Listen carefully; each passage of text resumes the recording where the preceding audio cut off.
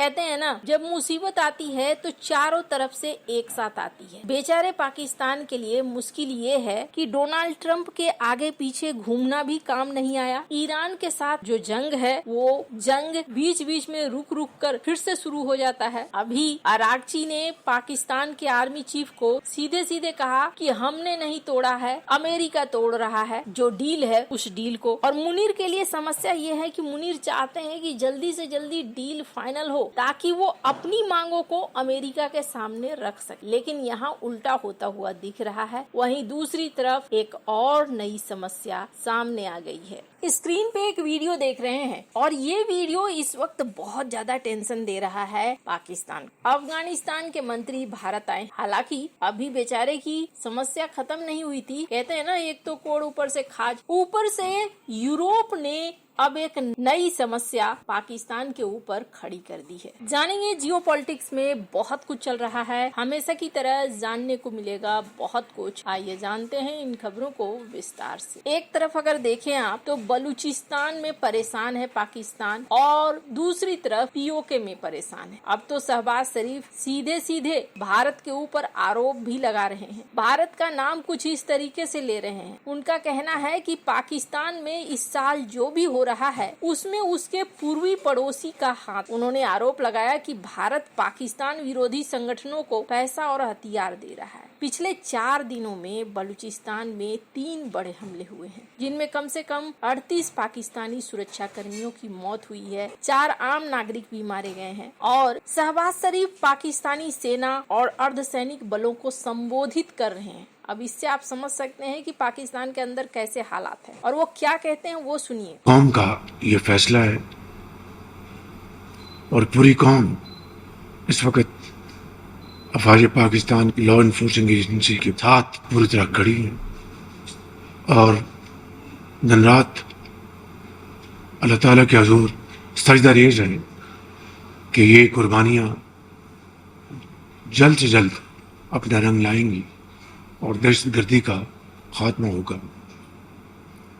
इसमें कोई शक नहीं कि इस फितने में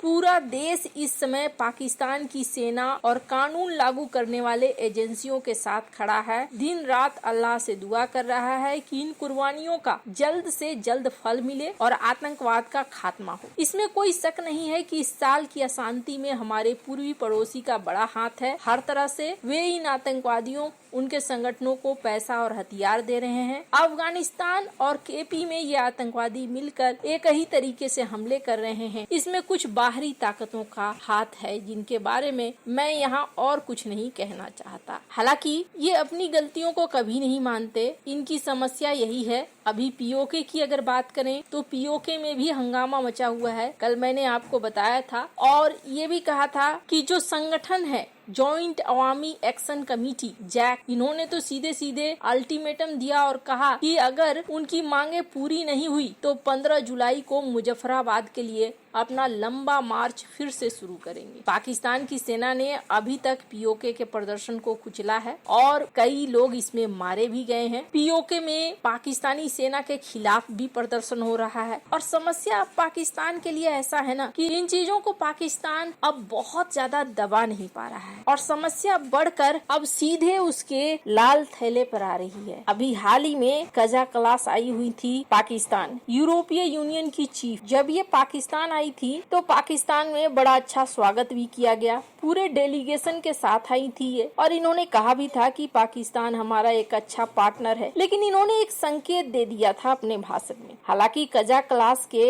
यहाँ आने पर पाकिस्तान ने उनका इस्तेमाल किसी और तरीके से कर लिया भारत के खिलाफ, और वो था जॉइंट स्टेटमेंट, जिसमें इन्होंने कश्मीर को लेकर कह दिया कि इसका हल अंतर्राष्ट्रीय नियमों के तहत होना चाहिए। भारत ने तुरंत विरोध भी जता दिया था। राजा क्लास को शायद इस चीज का एहसास नहीं है कि ये मुद्दा भारत के लिए अब कितना मायने रखता है। और पहले की बात जहाँ तक है तो यूरोपीय यूनियन पहले उस स्थिति में था कि वो भारत को इग्नोर कर सकता था, लेकिन आज की डेट में यूरोपीय यूनियन वैसी परिस्थितियों में नहीं है कि भारत को इग्नोर कर दे। यूरोपीय यूनियन पाकिस्तान को एक बहुत बड़ी मदद देता है और वो है GSP प्लस का स्टेटस। इस स्टेटस से क्या होता है, टैक्स में एक बड़ा छूट मिलता है पाकिस्तान को। यूरोपीय यूनियन एक दो नहीं बल्कि 28 देशों का समूह है, एक बहुत बड़ा बाजार है और बहुत बड़े बाजार में जब GSP प्लस स्टेटस मिल रहा हो तो ये बहुत ही फायदे वाली बात होती है। अभी इनके डिप्टी PM इसाक डार ने इस बात को कहा भी था। स्क्रीन पर इस वीडियो को सुनिए।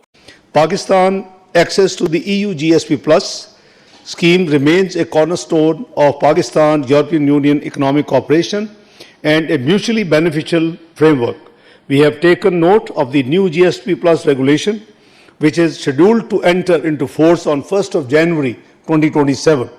I informed my friend and His Excellency Foreign Minister of Croatia that we have already initiated preparatory work for our reapplication in early 2020. जिसमें वो कह रहे हैं कि GSP प्लस का स्टेटस हमारे लिए बहुत महत्वपूर्ण है। साल 2027 में ये फिर से रिन्यू हो रहा है, लेकिन यहाँ पर अब यूरोपीय यूनियन ने अपना गुस्सा उड़ेला है और ये पाकिस्तान के लिए सबसे बड़ी मुश्किल है। पाकिस्तान के मानवाधिकार रिकॉर्ड को लेकर अब दबाव बढ़ रहा है। अब कुछ यूरोपीय सांसदों ने पाकिस्तान को मिलने वाली खास व्यापारिक सुविधा यानी GSP प्लस को हटाने की मांग की है, क्योंकि उनका आरोप है कि पाकिस्तान मानवाधिकारों से जुड़े अपने अंतर्राष्ट्रीय दायित्वों का पालन नहीं कर रहा है। यूरोपीय संसद में एक चर्चा में कुछ सांसदों और मानव अधिकार कार्यकर्ताओं ने आरोप लगाया कि पाकिस्तान में बलोच समुदाय के लोगों के जबरन गायब किए जाने की घटनाएं हो रही हैं। पश्तून समुदाय के खिलाफ सुरक्षा अभियानों में मानव अधिकार उल्लंघन हो रहे हैं। धार्मिक अल्पसंख्यकों, हिंदू, ईसाई, अहमदी के अधिकारों को लेकर भी चिंताएं हैं। वहीं अभिव्यक्ति की स्वतंत्रता और पत्रकारों पर दबाव के मुद्दे भी हैं। GSP प्लस से अभी तक बहुत फायदा उठाता रहा है पाकिस्तान को ये सुविधा साल 2014 से प्राप्त है। इसके बदले उसे 27 अंतर्राष्ट्रीय मानवाधिकार, श्रम, पर्यावरण और भी कई नियमों का पालन करना होता है। अब यूरोपीय सांसदों की मांग क्या है? कहा जा रहा है पाकिस्तान को जो GSP प्लस दिया गया है उसको एक बार फिर से जांचा जाए। क्या पाकिस्तान वास्तव में मानवाधिकार के शर्तों का पालन कर रहा है? यदि गंभीर उल्लंघन जारी है तो फिर से पुनर्विचार किया जाए। अभी पुनर्विचार की बात हो रही है। यदि GSP प्लस वापस लिया जाता है तो पाकिस्तान यूरोप में जो कुछ भी बेचेगा उस पर एक्स्ट्रा टैक्स लग सकता है। खास तौर पर टेक्सटाइल और चमड़ा उद्योग प्रभावित होगा। विदेशी करेंसी और एक्सपोर्ट में नकारात्मक असर पड़ेगा और जिस तरीके के हालात बन रहे हैं, इन हालातों से यूरोप के हाथ में अब सबूत भी जा रहा है। अब सवाल ये है कि क्या भारत के अच्छे संबंध कारण तो नहीं बन रहे हैं पाकिस्तान के लिए? ऐसा नहीं है। अभी अगर आप देखें तो यूरोप बहुत सजग हो गया है घुसपैठियों को लेकर भी, ऐसे लोगों को लेकर भी जो उनके देश में पहुंच रहे हैं, और वो ये चीज देख रहा है कि बहुत सारे लोग, खास तौर पर पाकिस्तानी नागरिक, स्क्रीन पर इस आर्टिकल को देखिए, अजरबैजान के जरिए यूरोप में एंट्री ले रहे हैं और यही वजह है कि स्क्रूटनी का कारण बन रहा है। वहीं